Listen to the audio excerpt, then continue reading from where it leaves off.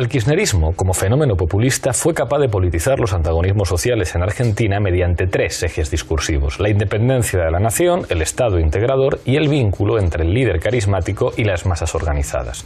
Como dijo el diputado Leonardo Grosso del Frente para la Victoria, Néstor y Cristina pusieron en foco al sujeto social, los trabajadores de la patria, una etapa de reconstrucción que nos llevó a identificar y a enfrentar a los grandes poderes de la Argentina. Esa disputa de poder la protagonizó el pueblo en las calles, en las universidades, en los sindicatos. Este proyecto político, con Cristina como conducción, es el único que puede garantizar las demandas del pueblo. Hoy hablamos del futuro político de Argentina más allá de los Kirchner. Bienvenidos a Fort Apache.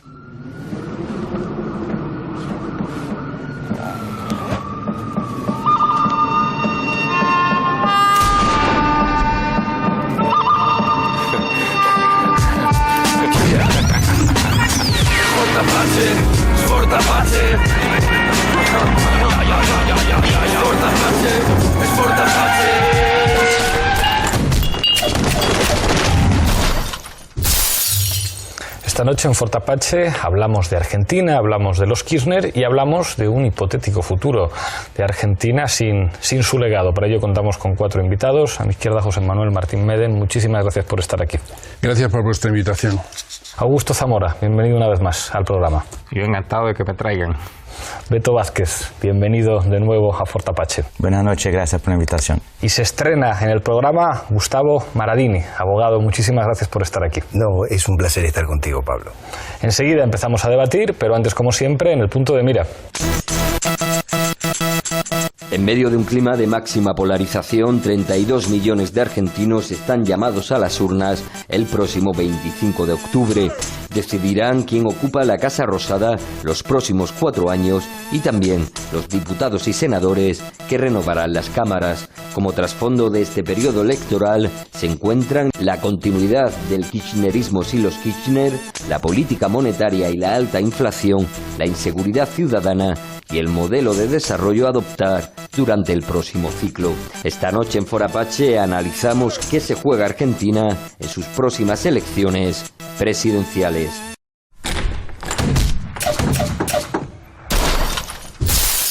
Empezamos como siempre en Fort Apache con la regla del minuto. Misma pregunta para los 4 invitados. Un balance rápido de estos 12 años de kirchnerismo. Empiezo contigo, José Manuel. Muy breve. Yo creo que con distinta intensidad y diferente calidad según las opiniones, yo pondría 3 ingredientes sobre la mesa: reducción del desempleo, defensa de la soberanía nacional y trabajo por la integración latinoamericana, con 2 añadidos: menos democracia probablemente de la necesaria, más corrupción de la que se esperaba. Muchísimas gracias. Augusto. Yo me referiría rápidamente a la Argentina que recibió Néstor Kirchner, que era un país desmantelado, empobrecido, colapsado. Durante los 2 gobiernos de Carlos Menem habían vendido literalmente el país y lo habían llevado a la más completa y total bancarrota. Y Néstor y Cristina agarraron aquel país desmantelado y saqueado. Yo quiero recordar el episodio increíble de Aerolíneas Argentinas, que era una aerolínea solvente, o sea, que fue privatizada en beneficio de Iberia, que era una empresa estatal en quiebra y que Aznar dio $1.000 millones para poder hacer la compra, y que después desmantelaron Aerolíneas Argentinas y la hicieron prácticamente desaparecer. Y ese es el país que recibe Néstor Kirchner y el que él va levantando y logra levantar, y yo creo que ese será el mayor éxito del balance del kirchnerismo en Argentina, haber reconstruido un país que no existía. Gracias, Augusto. Beto. Yo creo que podría definir inicialmente como la creación de un nuevo espacio político, el espacio K, el kirchnerismo, pues per se un logro y un país que se encontraba arrasado después del menemismo. Y este espacio político, a partir de una forma de hacer política tan argentina, profundizada, generando un proyecto de desarrollo con inclusión social a partir de una profundización democrática, sea la profundización de los medios de comunicación, de la justicia, de cuestiones políticas importantes como son los temas de derechos humanos, libertades civiles y una democratización y reactivación económica importante, ¿no? La pelea con los fondos buitres, el desendeudamiento, la reactivación del empleo, el proceso de desarrollo integrado con la integración latinoamericana. O sea, yo creo que un proyecto que vino para quedar y que va a ser una identidad política que va a marcar la política argentina. Gracias, Beto. Gustavo. Es difícil definir 12 años de kirchnerismo en un minuto, pero lo esencial del kirchnerismo desde que llegó al poder es primero la salida del default en el que se encontraba Argentina, la reducción de la deuda externa y la cancelación de la deuda con el Fondo Monetario Internacional, lo que permitió una reducción de la pobreza a través de las ayudas sociales tan fuertemente criticadas por la oposición y por la derecha. El crecimiento económico producto de ya el corte de la dependencia con el Fondo Monetario Internacional. Y en el aspecto social, la reincorporación de la juventud y de la clase trabajadora a la vida política. La juventud volvió a interesarse por la política, la juventud volvió a estar en las calles y a su vez la masificación de la política argentina que permite con la movilización popular. Efectivamente, un minuto es muy poco tiempo y se nos fue el minuto, pero ahora enseguidamente retomamos. La pregunta es la continuidad. Ahí una de las reflexiones de Ernesto Laclau, en la que él, digamos, se manifestaba en contra de limitar la renovación de mandatos presidenciales, porque decía, a veces es precisamente la renovación de mandatos presidenciales lo que permite, de alguna forma, la continuidad de transformaciones democráticas. La duda que hay es si ese, digamos, tipo de peronismo tan particular que se identifica con Néstor y con Cristina va a poder tener continuidad después de estas elecciones. Yo creo que esa es la pregunta, y no por la persona, por no ser un Kirchner que sigue, y sí que eso es un punto importante, como dice Laclau, ¿no? O sea, el lazo social que el Nacional Popular exige que se forme a partir de demandas distintas. Dice Laclau buscando a Freud, que es un lazo libidinal por excelencia, y el lazo libidinal necesita un cuerpo de carne y hueso que lo represente. Entonces, claro, cambiar al personaje, al líder, no es una misión sencilla. Está Lula con Dilma ahí, las dificultades que vienen. Pero yo creo que la gran preocupación, más que por el relieve per se, que ya sería difícil salir un Kirchner de escena y no ser Máximo Kirchner que entra, o sea, va a entrar otra persona de afuera. ¿Quién entra? Que Scioli, si gana las elecciones. El nombre del kirchnerismo ahora mismo es muy poco kirchnerista, y entonces hasta qué punto será capaz de defender el legado positivo de los Kirchner y corregir los problemas de corrupción o otros que se enfrentan hoy. Esa es la pregunta. La verdad que está por cumplirse. O sea, primero tendría que ganar. Yo creo que Scioli tiene buenas posibilidades y creo que va a ganar, pero una vez que gane, hasta qué punto será un gobierno incluso kirchnerista, o hasta qué punto puede haber una ruptura con los kirchneristas duros o con el ultra-kirchnerismo. Está por cumplirse. Scioli siempre tuvo un papel bastante particular en relación a los Kirchner dentro del peronismo.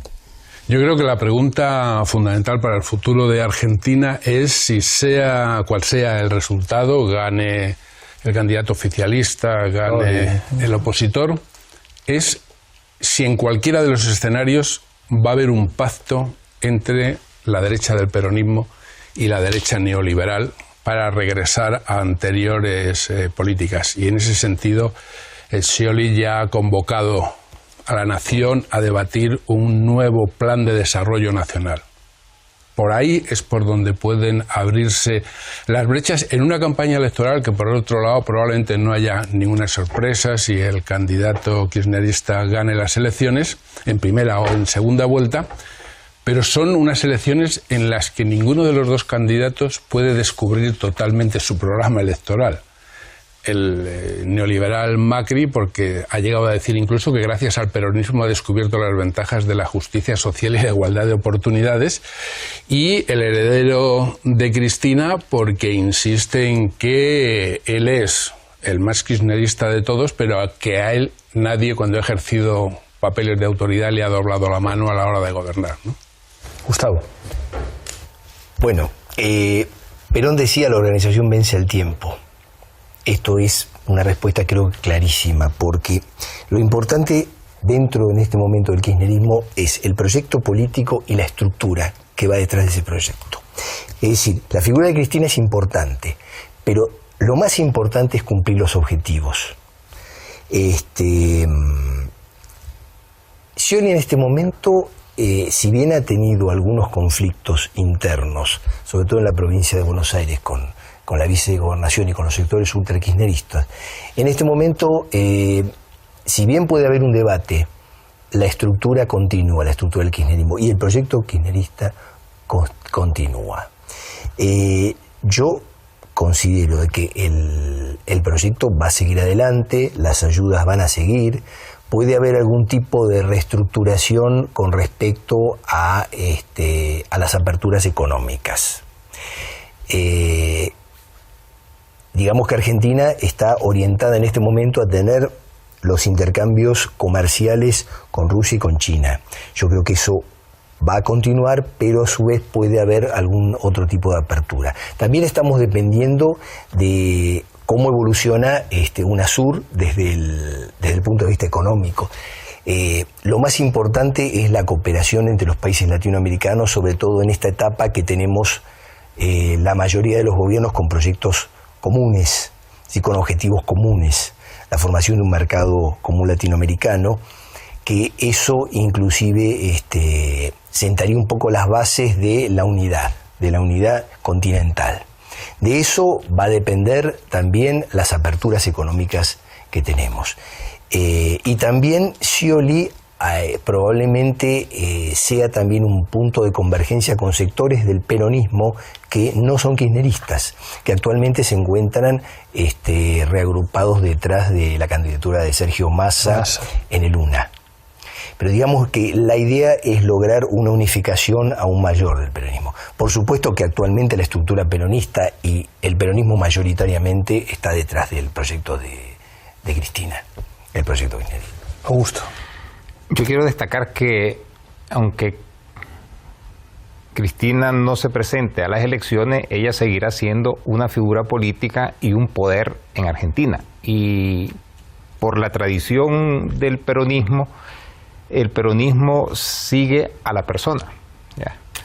Y creo que Scioli seguirá en líneas generales, si gana obviamente, aunque todas las encuestas indican que ganará, las líneas maestras del kirchnerismo, adaptándolas obviamente a ciertas circunstancias que están ahí, y es, por ejemplo, el crecimiento casi menos a cero de la economía argentina, el problema que tienen con las inversiones extranjeras, y en ese sentido algo tienen que moverse, porque claro,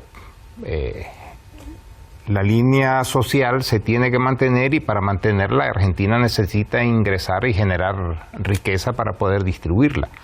Y el punto que más me preocuparía a mí, más que el político, digamos, es el problema de la reactivación de la economía argentina, porque en general Latinoamérica está afectada ahora por el descenso del crecimiento de los países emergentes, y esto lastra las economías, y una de ellas Argentina, que tiene mucho inversión con China, y al decrecer China pues impacta, y el problema yo no lo veo más político, yo lo veo más económico que político, porque creo que el kirchnerismo es muy fuerte. Y quiero, para terminar, recordar el dato que en las elecciones de 2011, cuando fue reelecta Cristina, obtuvo el mayor porcentaje de votos de la historia argentina, y eso demuestra la fuerza que tiene. 54%. Os quiero preguntar precisamente por eso, por, digamos, los resultados económicos del kirchnerismo, que son paradójicos en muchos aspectos. Por una parte señalabais, digamos, como uno de los principales patrimonios del kirchnerismo es la respuesta a la crisis gravísima de 2003 y la salida del default, incluso una negociación con una quita con los acreedores, que se ha convertido de alguna manera en un ejemplo a nivel mundial de que había salidas post-neoliberales a las crisis, y que se podía negociar con los acreedores, a pesar de lo que ha ocurrido finalmente con un tribunal norteamericano, en la que puede haber fondos buitres que traten de pelear con el gobierno utilizando tribunales norteamericanos. pero ha habido elementos en la economía de los Kirchner, por ejemplo, la cuestión agraria, que a pesar de que ha crecido la producción de soja, se ha producido un enfrentamiento con buena parte de, digamos, de los agricultores o de los sectores de la tierra, que han sido uno de los, digamos, sectores de la oposición al gobierno más poderosos. O la paradoja de que los sectores medios en Argentina, que de alguna manera, a partir de los datos, han sido los más beneficiados por su gestión, son los que políticamente más se han enfrentado al kirchnerismo. Digamos, ¿qué se puede decir del futuro de Argentina, digamos, con unos precedentes, digamos, tan ambivalentes de esa política económica? Bueno, hasta los más críticos de la presidenta reconocen, como se recordaba hace un momento, de dónde venía el país y cómo la mayor parte de los votantes comparan lo que era la Argentina que sufrieron y lo que es la Argentina en la que viven ahora. Hay un estudio muy reciente de la CEPAL que destaca que son Brasil, Argentina y Uruguay los tres países que, combinando las políticas fiscales y los planes de ayuda social, como la ayuda al hijo en Argentina, más han reducido la desigualdad sin realizar cambios estructurales. Es decir, el problema, Argentina ahora mismo está amenazada por una devaluación que no se va a hacer, se va a mantener la situación económica hasta las elecciones y después veremos qué sucede, porque el candidato neoliberal no ha querido destapar lo que de verdad el cuerpo le pide hacer, que sería la política de décadas atrás, otra vez neoliberal, precarización, en fin, sabemos lo que son esos paquetes de mal llamado ajuste.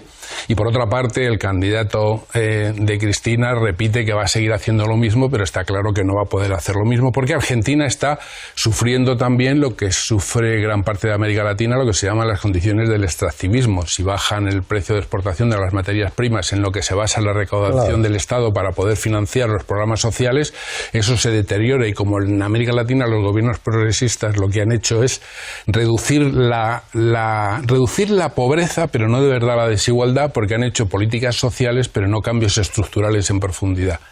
En estos momentos en América Latina estamos en ese escenario.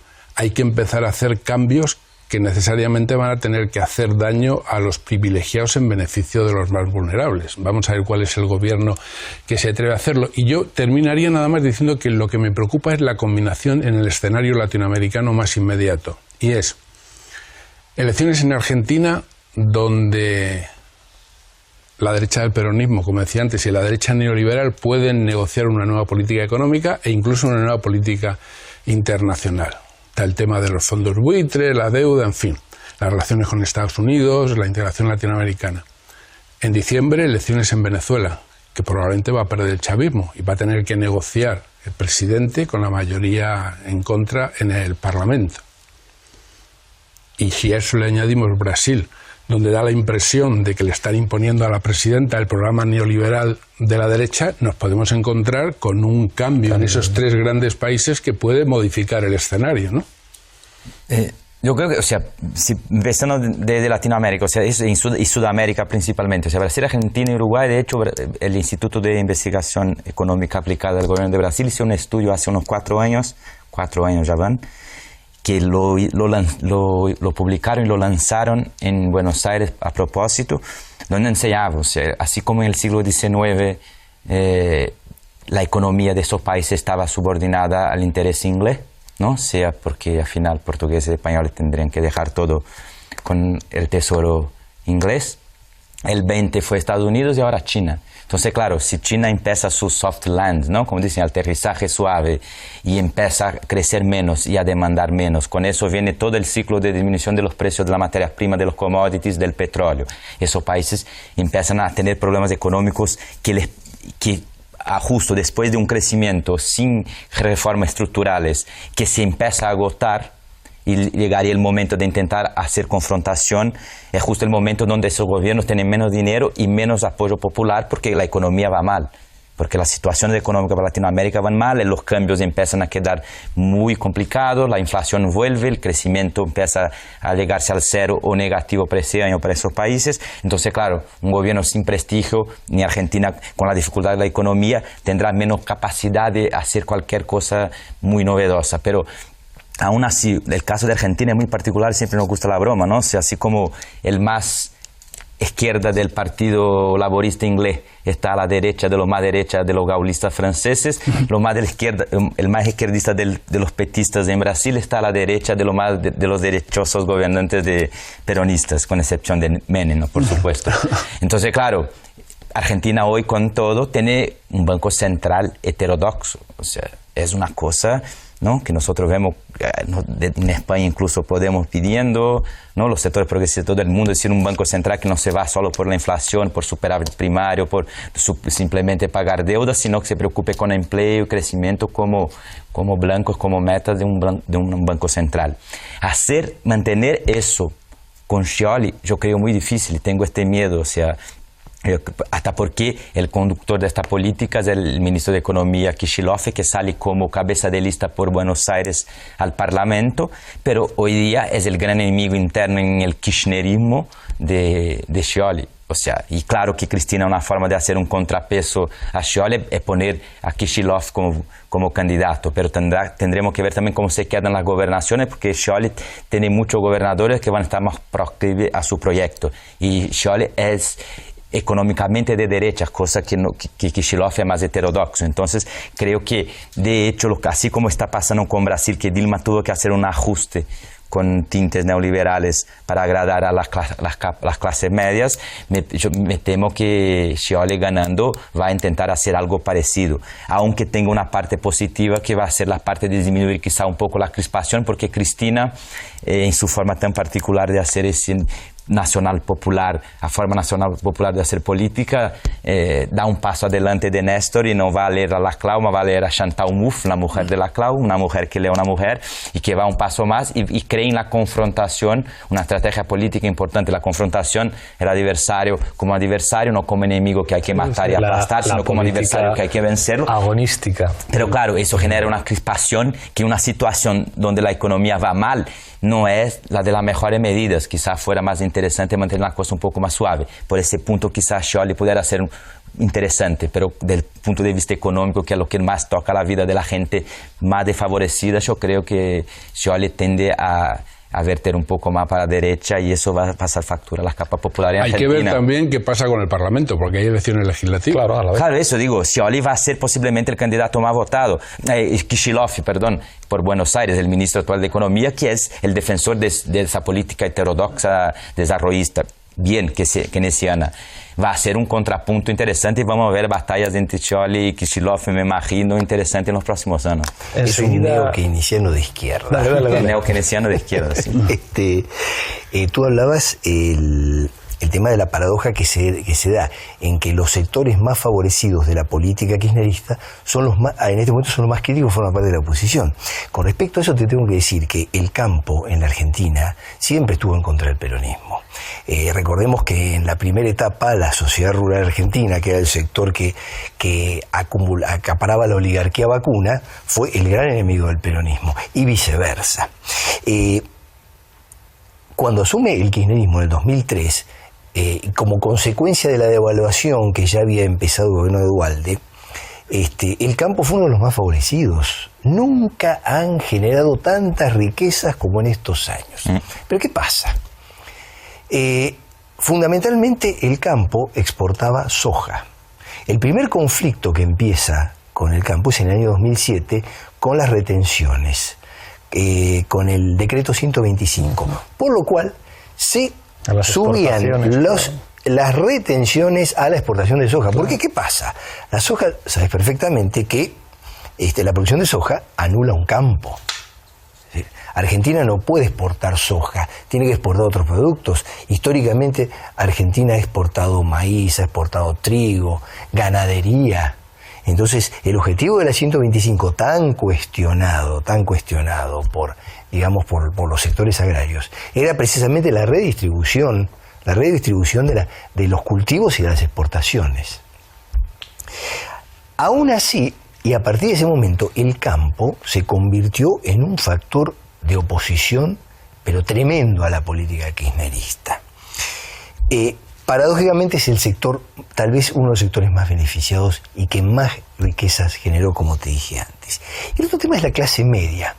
La clase media argentina, sobre todo la clase media porteña, es muy particular, Porque fíjate que se ha reforzado como clase social en la época peronista.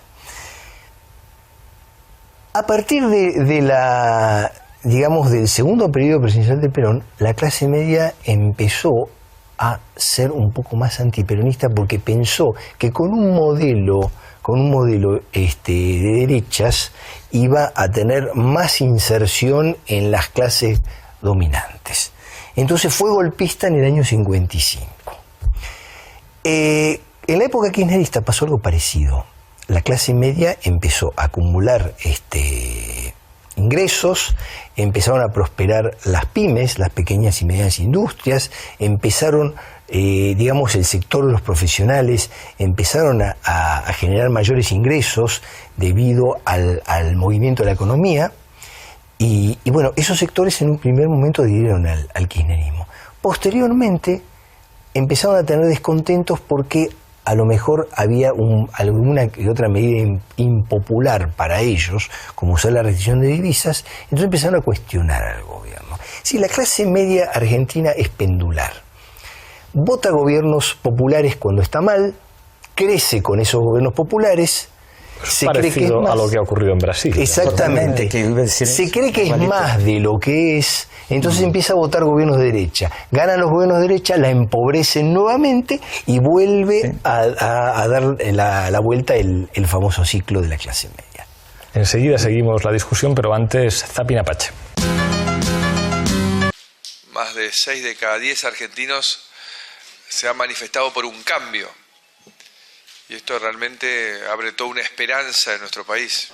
Las mediciones de índices de precios y de inflación en Argentina se han convertido últimamente en el argumento de la derecha para arremeter contra el gobierno. Sectores de la derecha, junto con los oligopolios mediáticos, insisten en anticipar una catástrofe económica que no existe, pero con la cual se verían beneficiados. Una mejor distribución del ingreso y muy especialmente que fortalezca a nuestra clase media y que saque de la pobreza extrema a todos los compatriotas. En el año 2003, 54% eran pobres en la República Argentina y el 27,7% en estado de indigencia.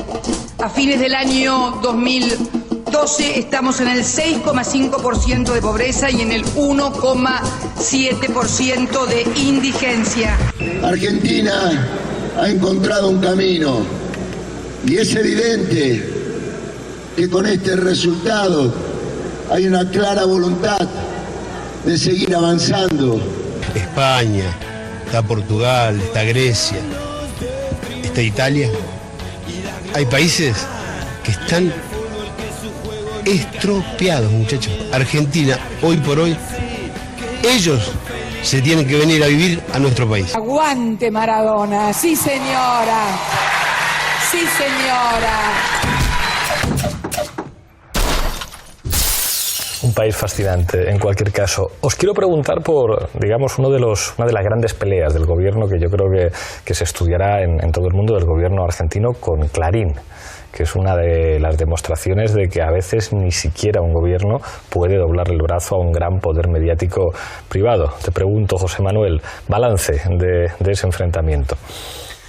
Pues estamos en empate, me da la impresión, porque no solamente un problema de Argentina, es un problema que se está produciendo en toda América Latina, donde con la crisis y gran caída ante los nuevos gobiernos progresistas de la derecha tradicional han sido los grandes medios de comunicación los que se han convertido en partidos políticos, claro, y son los que hacen de auténtica oposición. Y en el caso de Argentina, el grupo Clarín es uno de los más claros, junto a O Globo en Brasil y Televisa en México. En Argentina hay que decir, en primer lugar, que gracias al kirchnerismo se consiguió por primera vez en América Latina, iba a decir por primera vez en el mundo, hacer una ley audiovisual, una ley de medios que democratizaba radicalmente el escenario. Es decir, por primera vez se repartían las licencias en 3/3, entre el servicio público, los negocios y las iniciativas sociales, se limitaba el control financiero, se limitaba la presencia de inversiones extranjeras, se recuperaba el sector público y se creaban unos medios de comunicación comunitarios con financiación y ventajas. Es decir, la ley es, dicho por Naciones Unidas, una de las mejores del mundo, y luego se han replicado en Bolivia, en Venezuela en parte, sobre todo en Ecuador, también en Uruguay.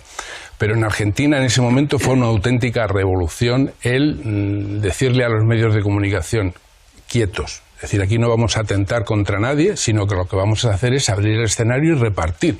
Es decir, ustedes no pueden seguir ocupando la mayor parte del escenario, no pueden tener todas las licencias. Vamos a repartir las licencias, ustedes tienen las suficientes para seguir haciendo negocios, abrimos el escenario para que haya más pluralismo, para que haya más voces y que tengan todas las oportunidades. Y eso ha sido un éxito, que tardó casi 4 años en poderse aplicar por el juego leguleyo de los recursos en los tribunales y la complicidad en muchos casos de un poder judicial, sobre todo de pequeños tribunales que ponían piedras, palos en la aplicación de la ley, hasta que al final la Corte Suprema declaró la constitucionalidad, y entonces empezó la pelea en la que se está ahora, que es la de aplicar la reducción del tamaño del Grupo Clarín y también de otros grupos, incluido el Grupo Prensa Español.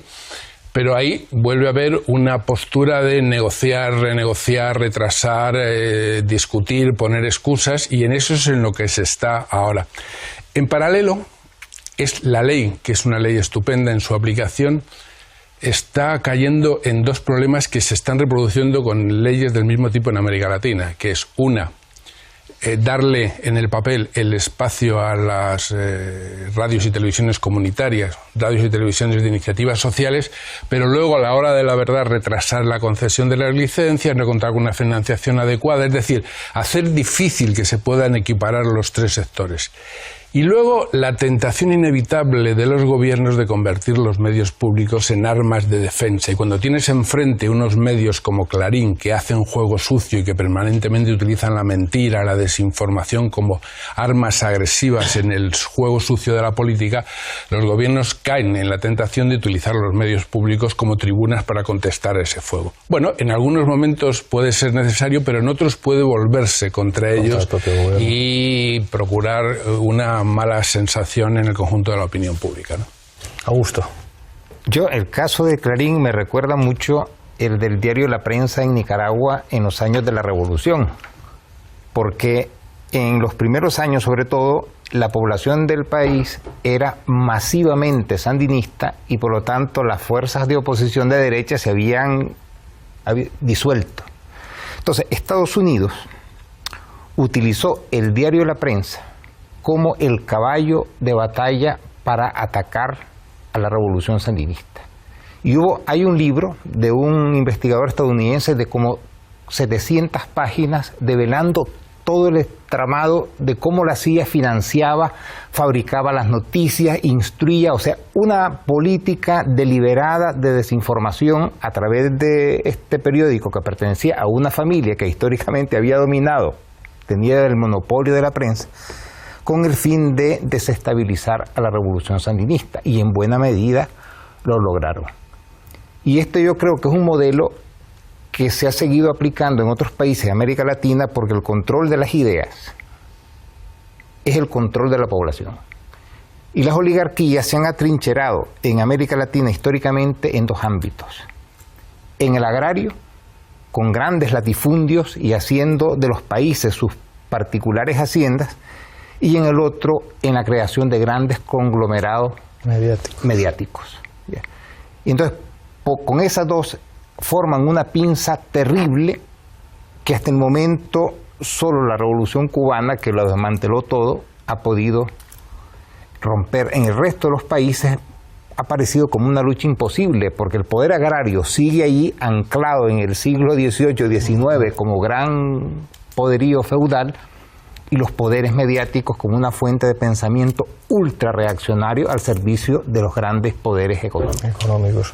Gustavo. Con respecto a los problemas con los medios, tenemos que diferenciar primero la ley de medios y el Grupo Clarín y el Grupo Nación. La ley de medios que regía en Argentina hasta hace poco menos de 1 año y medio no es una ley, sino un decreto ley. Un decreto ley sancionado bajo un gobierno de facto, el gobierno de Videla, de la dictadura militar, en el año 77. Ese decreto ley permitía los monopolios. ¿Por qué los permitía?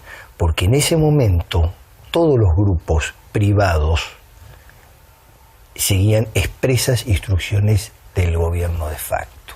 Es decir, la censura la manejaba directamente la Secretaría de Prensa y Difusión de la Presidencia, lo que se podía publicar, lo que no se podía publicar. Es decir, era más viable para el gobierno de facto controlar a los medios cuando quien maneja o quien tiene la explotación de los medios es un solo grupo.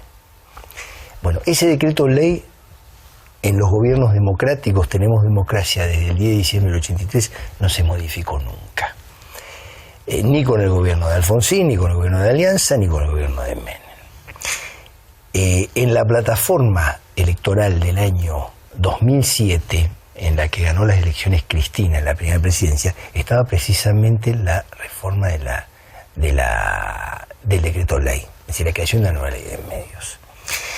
Y era perfectamente clara, y es precisamente lo que se terminó haciendo.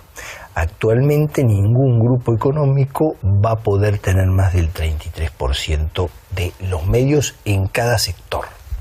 En cada sector. Así que si yo tengo emisoras en la provincia de Buenos Aires, no puedo tener más del 33% en la provincia de Buenos Aires, no puedo tener más del 33% en la ciudad, y no puede sumar en todo el 33% del país. El Grupo Clarín y el Grupo Nación, que son distintos grupos pero son aliados, fue siempre afín a las dictaduras militares y a los sectores de poder, o mejor dicho, a las corporaciones.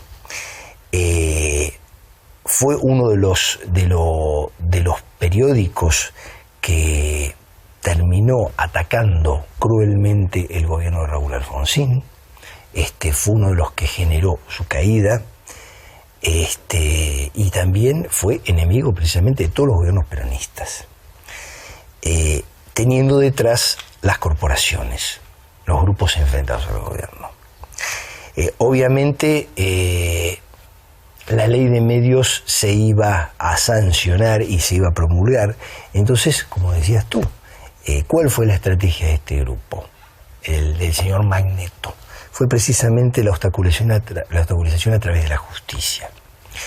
Obviamente la oposición empezó, digamos, a cuestionar la falta de libertad de prensa, cuando la libertad de prensa creo que en la época kirchnerista ha sido cuando más ha habido.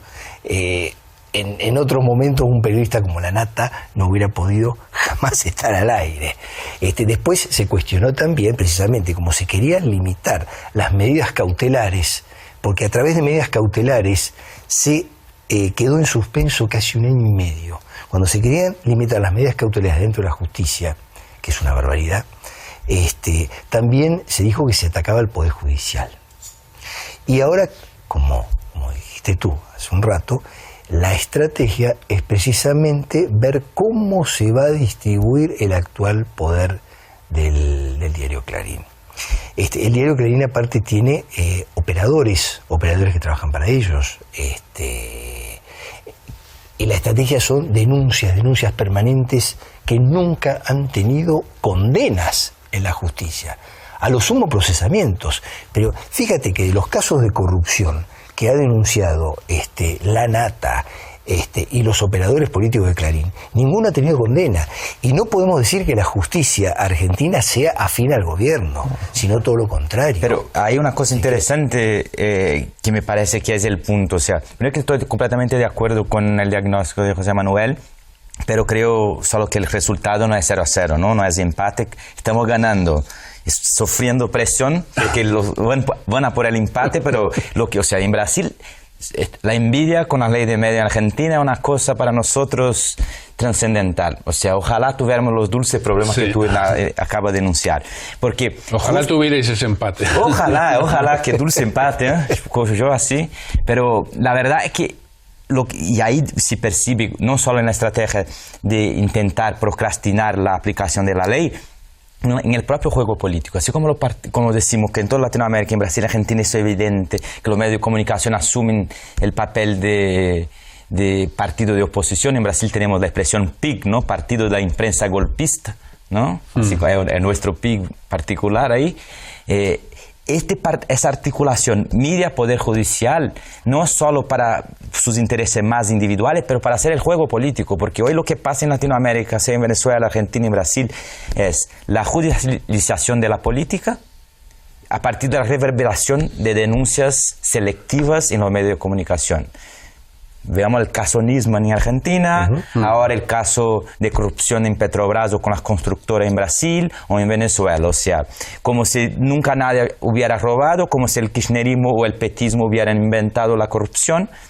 Selectivamente se ponen sus denuncias de forma infinita en todos los medios de comunicación que actúan articulados, y el Poder Judicial encauzando esos. Claro, porque son poderes judiciales que son elegidos tecnocráticamente por las altas capas de la sociedad, son poderes conservadores. Entonces, esa articulación, ¿cuál es la agenda? ¿Cuál era la agenda del caso Nisman y de los casos de corrupción? Derrubar a Cristina, derrubar a Dilma. O sea, la agenda en Brasil hoy es impeachment a Dilma desde la derecha, de los medios de comunicación, de la justicia. Está claro, impeachment a Dilma y poner Lula en la cárcel. Ese es el gozo mayor de ellos. Denunciaban los medios, la justicia intervenía y luego internacionalmente los grandes medios y los gobiernos presionaban. Pero ¿cuál es la agenda? Corrupción. ¿No? Como si nadie hubiera... Y es una mentira, o sea, son modelos, incluso el propio PT, el propio kirchnerismo, gran parte de los problemas de corrupción son formas que se hace política en esos países desde mucho, y que esos gobiernos no fueron capaces de cambiar las reglas del juego. Es verdad, la asumieron y muchas veces parece que les gustan, mal, pero de ahí a decir que entonces espera una denuncia selectiva desde los medios con la complicidad del Poder Judicial para intentar derrubar. Si por las urnas no pueden, de formas... por la judicialización de la política, pero otra cosa, los gobiernos. En Argentina, los únicos que están condenados son los gobernantes de derecha, porque Menem está condenado, Cavallo está condenado, Macri, candidato a presidente, está procesado. Hablan de que Vudú tiene 3 procesos, y es verdad, ninguna condena, pero Macri también está procesado, y a Macri lo ha votado el 24% del electorado, nada. Pero lo han votado, hay gente que lo ha votado. Entonces, lo importante de todas estas denuncias son las condenas o no, las condenas, sentencias firmes. En Argentina no hay ninguna sentencia firme contra políticos del kirchnerismo actualmente, a pesar de que hemos tenido desde hace 4 años, como dices tú, una cantidad impresionante de denuncias en las primeras planas de los periódicos de Clarín. Siempre Argentina siempre está por delante de nosotros. O sea, nosotros todo lo contrario, tenemos un montón de petistas en la cárcel y ninguno de la oposición, porque ni se llegan a juzgarlos. La cosa puede ser peor. Aquí es donde hay que ver el papel desestabilizador que tienen los medios de comunicación en nuestros países y en todo el mundo. Claro. Por eso es tan importante su control. Si no es que la corrupción la invente nadie, el problema es poder montarte un paquete que parezca que realmente el gobierno más corrupto del mundo es el tuyo, ¿ya? Porque el propósito no es informar, sino desestabilizar a un gobierno para poder movilizar a la opinión pública en contra de ese gobierno, y si es verdad o es mentira, eso es un asunto irrelevante, ¿ya? Y nosotros lo hemos visto en tantas ocasiones que ya ni debemos sorprendernos. Lo que puede sorprendernos es que los gobiernos, sobre todo los gobiernos progresistas que conocen esto, no hayan adoptado a tiempo medidas para protegerse de lo que en un momento u otro se sabe que llegará. Porque en la Revolución Sandinista la labor del diario La Prensa, como yo les dije, fue estudiada, pero era un plan deliberado, y yo creo que ese modelo sí ha seguido aplicando como hacen en Estados Unidos. Un modelo tiene éxito, inmediatamente se replica en otros países y obtiene los mismos resultados. Una paradoja de 30 segundos. Desde Estados Unidos critican a los gobiernos progresistas porque establecen leyes que limitan el poder de los grandes consorcios nacionales de comunicación y lo hacen con el argumento de que se considera un atentado a la libertad de expresión. Sin embargo, el primero que tuvo ese problema y reaccionó así fue Obama, Cuando a Obama la cadena Fox de televisión le enfrenta radicalmente, la Casa Blanca anuncia: señores, la cadena Fox no es una televisión, es un partido político de oposición y como tal lo vamos a tratar a partir de ahora.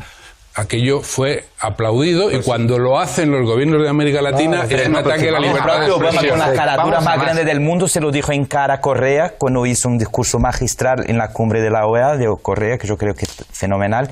Dice: yo no sé cuáles son los medios buenos y malos, decía Obama, pero vamos, Correa sufrió un proceso, ganó una causa por 50 millones, tuvo un fallo en favor de 50 millones de dólares en su favor, por lo mal que lo hicieron los medios en contra de él, y lo dijo: lo perdono, simplemente quería ganar la causa para dejar claro quién está equivocado. Y mismo con eso, Obama, pasado por este episodio, se da el lujo de decir que yo no sé quién, no, que eso de controlar la prensa me da miedo porque no sé cuáles son los buenos y los malos. Los términos del debate los controla los propios medios de comunicación. Incluso plantear un discurso, digamos, contra la concentración de la propiedad, no digamos ya con que un 30% de los medios deberían ser públicos y que existiera una cierta democratización en el acceso, no, simplemente plantear que haya más empresas privadas, que no puede ser que dos grupos se repartan el conjunto del mercado. Eso inmediatamente se traduce en el lenguaje mediático en ataques a la libertad de expresión o a atacar al mensajero, que es un argumento muy habitual. Criticar la concentración en la propiedad de los medios de comunicación es atacar al mensajero. Y lo bonito es una contradicción que para mí siempre es sensacional. O sea, esos mismos medios, siempre con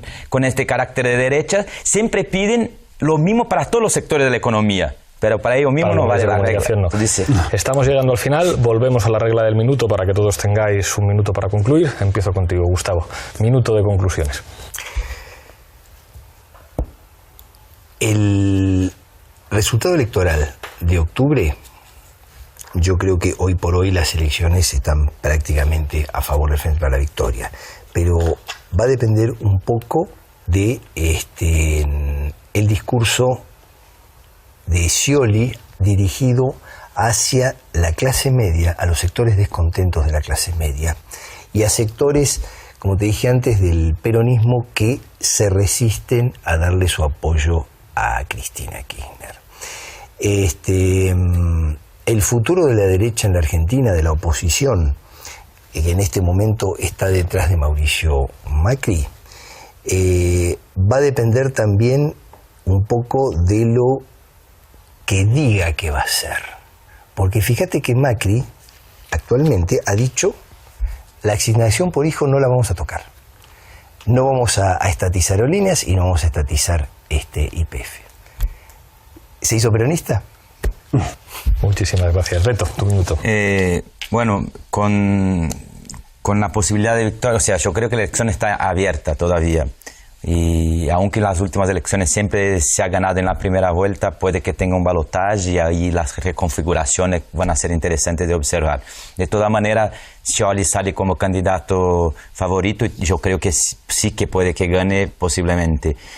No es un candidato que me emociona y la verdad tengo mucha preocupación porque creo que sí puede aportar algo de positivo Scioli, como yo decía, en este momento de crisis económica en Latinoamérica, de disminuir la crispación para que los ánimos se tranquilicen. Por otro lado, representa para mí un sector neo-kirchnerista, pero o sea, la verdad un peronismo de derechas que su mandato en la provincia lo explica. Entonces yo tengo mucho miedo que el kirchnerismo pueda mantener, y creo que eso es lo que tenemos que acompañar, los logros de los 12 años de gobierno y profundizar las mejoras necesarias. Gracias, Beto. Augusto, tu minuto. Yo lo primero que haría es descartar que venga otro Menem. Yo creo que en Argentina han quedado lo suficientemente escaldados como para permitir que vuelvan las políticas neoliberales que desmantelaron el país durante el gobierno de Carlos Menem. Por otra parte, creo que el desarrollo de la economía va a influir, se quiera o no se quiera, en las políticas que pueda realizar Scioli o la misma Cristina si se hubiera podido seguir. Pues claro, con un país con un crecimiento del 0,2% es muy poco posible hacer muchas políticas sociales. Y por lo demás, yo insisto en que Cristina Fernández seguirá viva, seguirá siendo una referencia en el peronismo, y yo no descarto que vuelva a la política en unas próximas elecciones. Como Lula en Brasil, que se habla mucho de eso. José Manuel. Me parece que el resultado electoral en Argentina puede ser determinante para el futuro de los gobiernos progresistas y de la integración en América Latina, teniendo en cuenta el escenario general de crisis económica y el escenario particular de crisis políticas en Brasil y en Venezuela. Muchísimas gracias, José Manuel. Muchísimas gracias a los cuatro. Nos veremos la próxima semana aquí en Fort Apache. Thank you.